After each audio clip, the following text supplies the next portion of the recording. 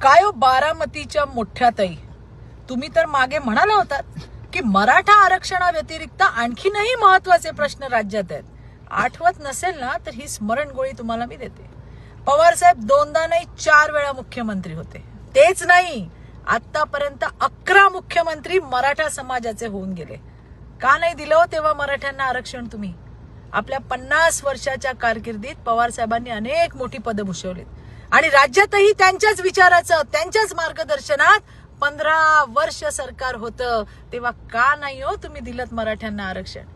2014 ते 2019 मध्ये पहिल्यांदा 14% आरक्षण मराठ्यांना देवेंद्र फडणवीस यांच्या सरकारने दिलं.